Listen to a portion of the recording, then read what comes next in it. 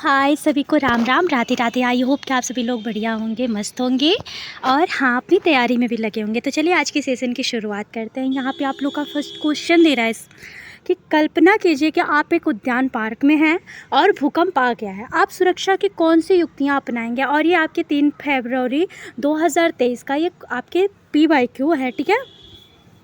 तो चलिए इसे सॉल्व करिए। इमारतों से दूर खुले में रहेंगे, अथवा निकटतम इमारत में भाग जाएंगे, अथवा निकटतम वृक्ष के नीचे खड़े हो जाएंगे, अथवा निकलकर भागते हुए निकटतम से। अच्छा एक बात बताइए, कल्पना करिए आप लोग कि भूकंप आ रहा है, तो क्या आप लोग आप निकटतम इमारत, जितनी भी इमारत होते हैं पास में, उसके पास जाएंगे? तब तो चोट लगने की संभावना होती है, या तो कुछ ऐसे हादसा हो जाएंगे। तो कोई भी अगर भूकंप आ रहा है तो ऐसी जगहों पर तो नहीं जाएगा। फिर यहाँ पे बोल रहा है कि निकटतम जो वृक्ष होंगे वहाँ पे खड़े हो जाए। तो अगर वृक्ष के पास आप लोग खड़े हो रहे हैं तो उसके भी गिरने की संभावना पूर्ण रूप से है। और फिर बोल रहा है निकल कर भागते हुए हम निकटतम सड़क पर जाएंगे, ठीक है। तो ये भी सही नहीं है। देखिए यहाँ पे बोल रहा है अगर भूकंप की बात करेगा, तो अगर भूकंप आ रहा है आप अपने सेफ्टी के लिए क्या करेंगे? इमारत होगा, चाहे पेड़ पौधे होंगे, जो भी होगा उससे कुछ दूर खुले में अगर आप लोग चले जाएंगे तो सेफ रहेंगे, ठीक है।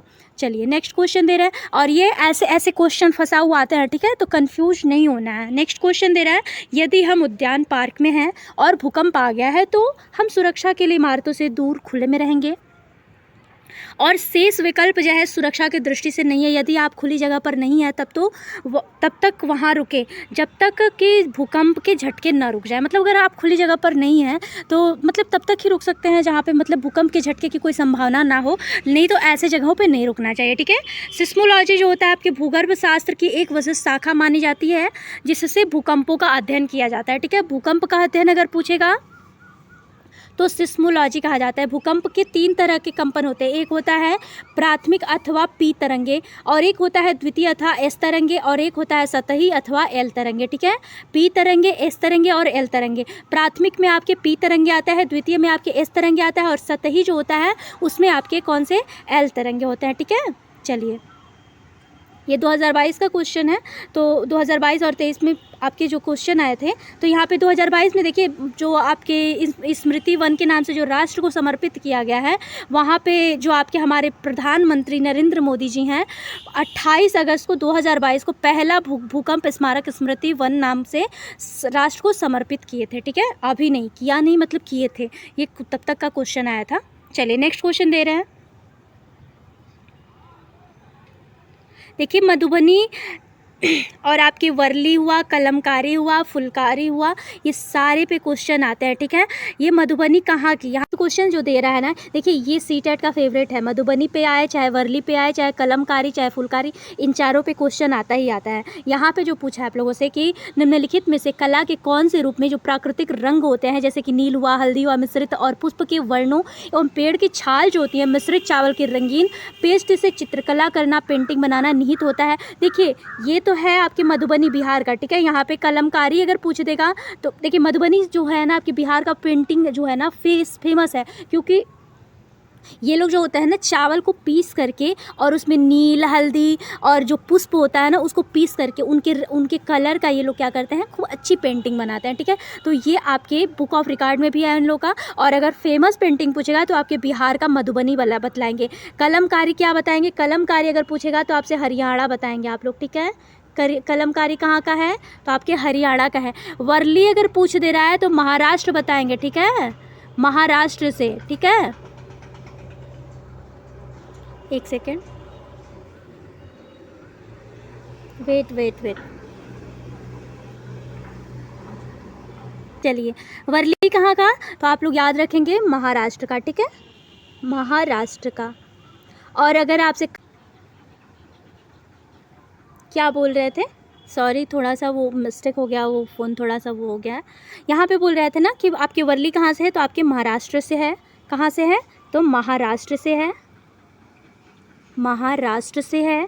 और अगर आपसे कलमकारी की बात कर लेगा, कलमकारी आपके कहाँ से रिलेटेड है, तो आप लोग याद रखेंगे आंध्र प्रदेश से, ठीक है, आंध्र प्रदेश से।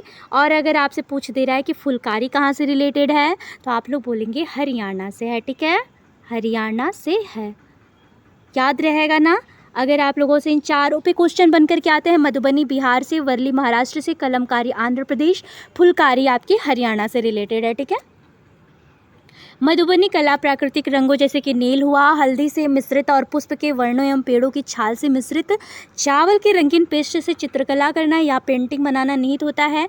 इसके अलावा कुछ प्रमुख चित्रकला जो होते हैं उनमें से निम्नलिखित राज्य जो हैं आपके मधुबनी बिहार से, वर्ली महाराष्ट्र से, कलमकारी आंध्र प्रदेश, फुलकारी आपके हरियाणा से है, ठीक है। ऐसे भोज्य पदार्थ के एक समुच्चय चयन करिए जिन्हें पौधे के समान भाग से प्राप्त किया गया है, जैसे कि सेब, गन्ना, अदरक, गाजर। यहाँ पे पूछ रहा है आप लोगों से कि समुच्चय, ऐसे समुच्चय जो मतलब समान भाग से प्राप्त किया गया हो, ठीक है। यहाँ पे समान भाग, आपके पौधों के समान भाग, सेब, गन्ना, अदरक, गाजर, हरी मटर, जीरा, चना, गेहूँ अथवा पालक, जीरा, आलू और पत्ता गोभी, अथवा सेब, टमाटर, अदरक और खुबानी आपके, ठीक है।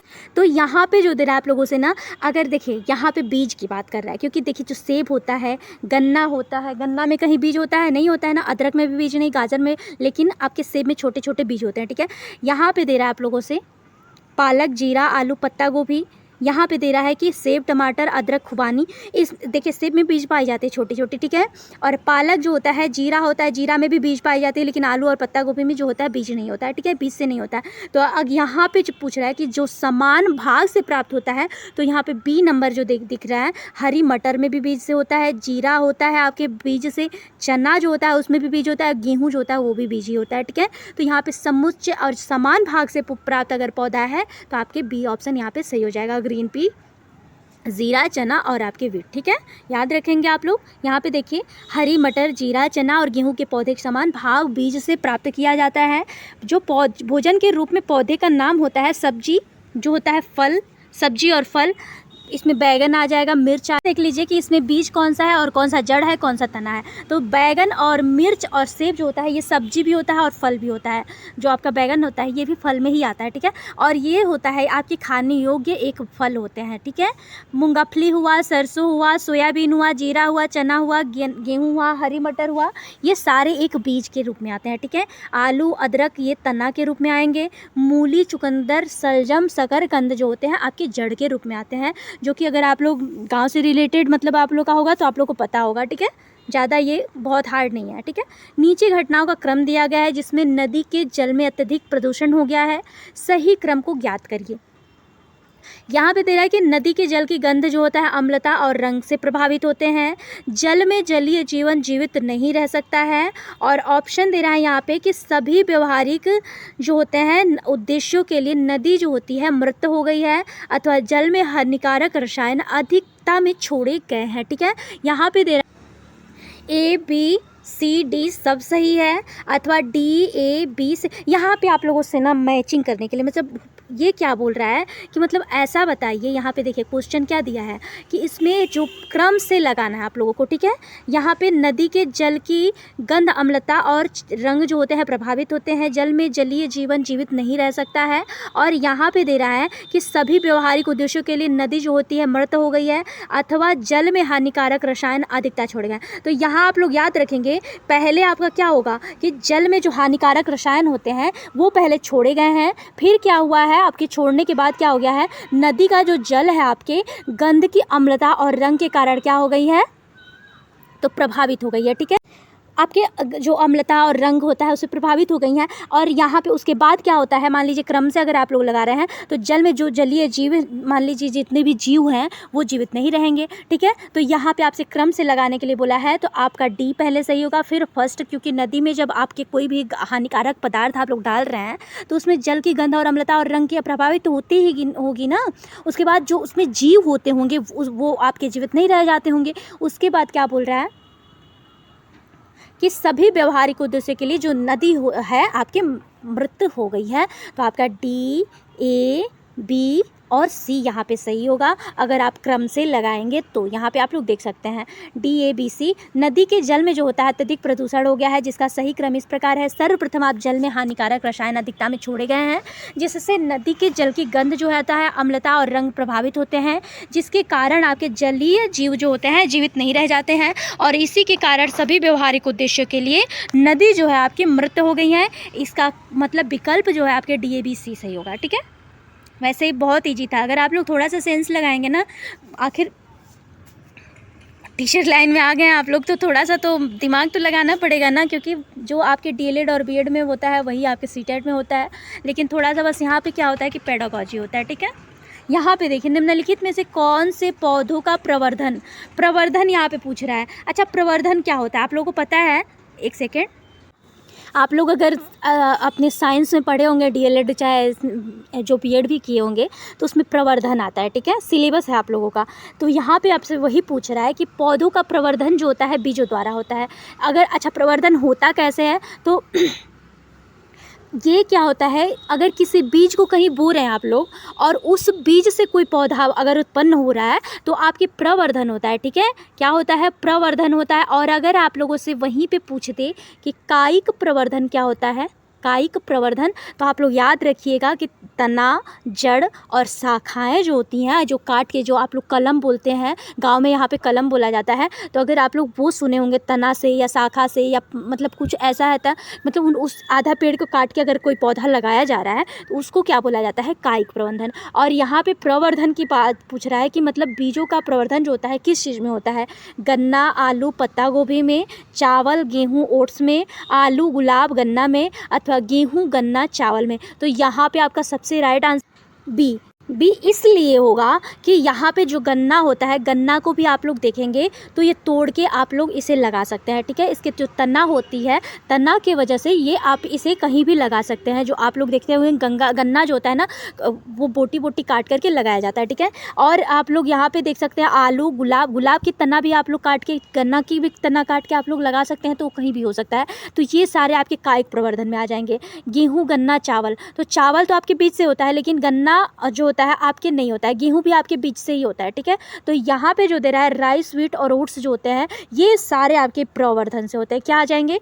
ये सारे आपके किस में आ जाएंगे? गन्ना अगर कहीं है, गुलाब है, गन्ना है, ये सारे आपके कायिक प्रवर्धन में आएंगे। और अगर आपसे सिर्फ प्रवर्धन पूछ रहा है तो राइस, व्हीट और ओट्स हो जाएंगे। क्या हो जाएगा? चावल, गेहूँ और ओट्स, ठीक है।